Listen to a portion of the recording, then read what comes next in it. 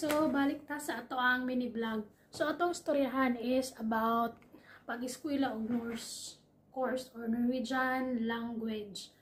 So in my case, kay nakabanaman ko og Norwegian. So makita ninyo sa akong vlog no nga nagpunta ko eskwelahan. So requirement siya sa mga immigrants diri sa Norway nga mag-study og Norwegian as part of their integration program. So aside sa ato or sa ako nga nakabana ko og Norwegian citizen, maka-avail pod sa Norse course ang mga asylum or mga refugees pareha sa Syrian o sa Ukrainian nga naa diri. So karon mga classmate nako is Syrian and Ukrainian sa school. So among gistudihan is basic Norwegian language para sa beginner, kay beginner pa man ko, o samfunnskunnskap or social study, mga history about Norway. So kinahanglan mapasar nimo na siya hangtod A1, A2, B1, B2 level. Mapasar pod nimo ang samfunnskunnskap kay importante gid siya para sa ato ang immigrants nga makakita og trabaho. Aside sa makakita og trabaho, so para makasabot pud ka sa ilang kultura, o isa pa para makapag-communicate pud ka sa ilahan, no. So kay ang basic requirements gyud diri sa mga apply og trabaho labi na sa mga foreigner nga paras nako is kabalo mo istorya og Norwegian, at least basic A1 or A2 level. So bisag asa na ko makita no ning adto na ko sa mga job site, so nagi dito language Norwegian. Kung naaman gani English, gamay ra kayo ang chance na English speaker. So halimbawa naman po yung mga trabaho diri ang halimbawa English speaker paras nako. So paras nako sa una katong summer pag abot nako diri nag part-time job sa ako. Kayo dili man kinahanglan og kanang language proficiency ang manglimpyo hotel, manglimpyo og kanang kusina, magmap. So di man kay siya kinahanglan, no. Although ang manager og ang tag-iya sa hotel kay mag Norwegian, magtando-tando ra pud ko. Yes, no, as ana.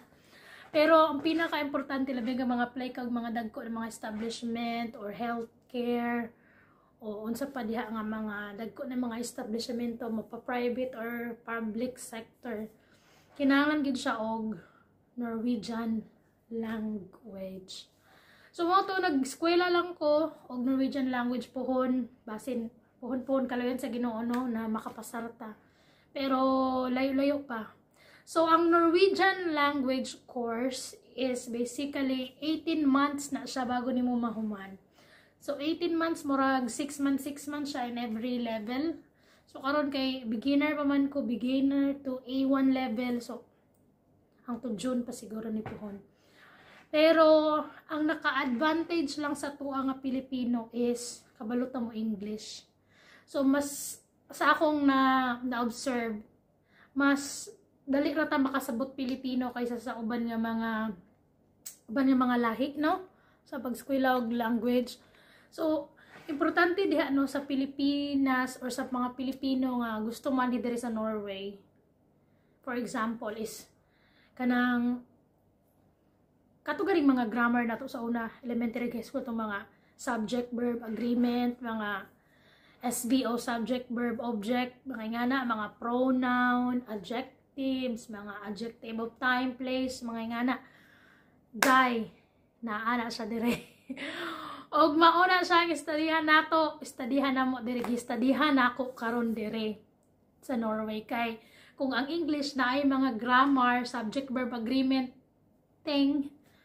ang Norse course na po yung ngana So na-refresh ako una-una bayot, nag-brainstorm ko, may gani kay nahimduman pa na ako mga lesson ni ma'am, sa una ni ma'am Kumbatir, so mga English teacher na to sa una, elementary o high school. So ni Ma'am Alonso, so dahil kay Ma'am Elliptico, kaysa ito mga maestra lang mo sa una, no.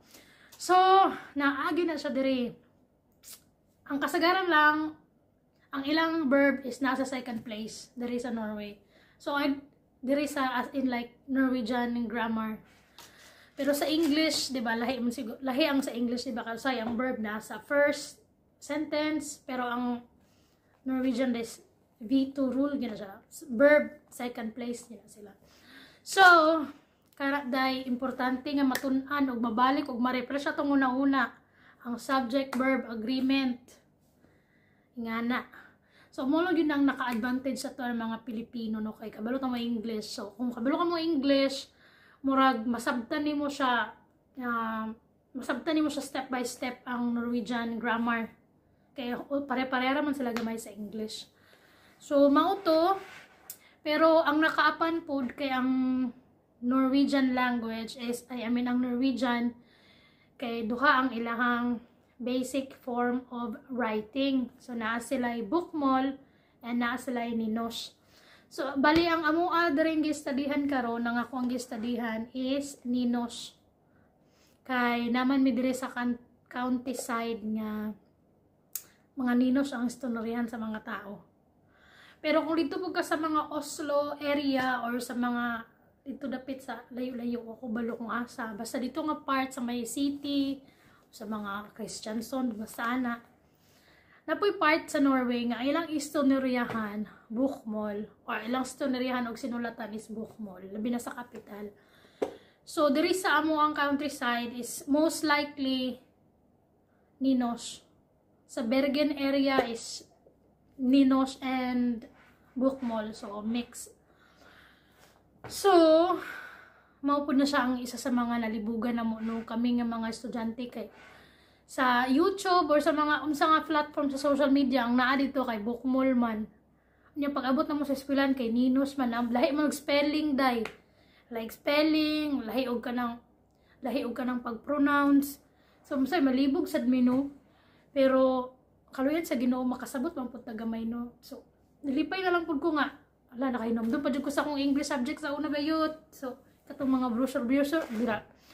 brochure sa una, katong tag 5 nga ana, katong papel nabasahon mo na subject, verb, mga predicate, mga unsay meaning sa adjective, mga pronoun.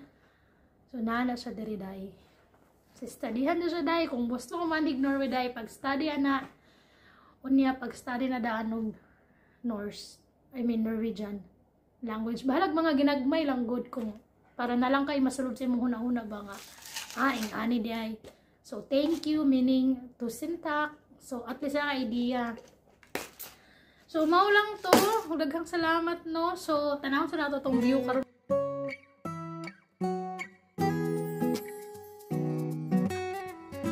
So mao lang to no, mao lang sa to kong ma-share karon sa umaabot nga mga adlaw. I-share na ko sa inyo kung unsa akong unsa na ako pag-process nga naan ko diri. Pila ko patuig naghulat. Kaluyan sa Ginoo. Naabot ra gid ko diri. So sa mga mangutana nga giunsa na ako pagpa-enroll, so hulat-hulat na to sa mga next video. So bye.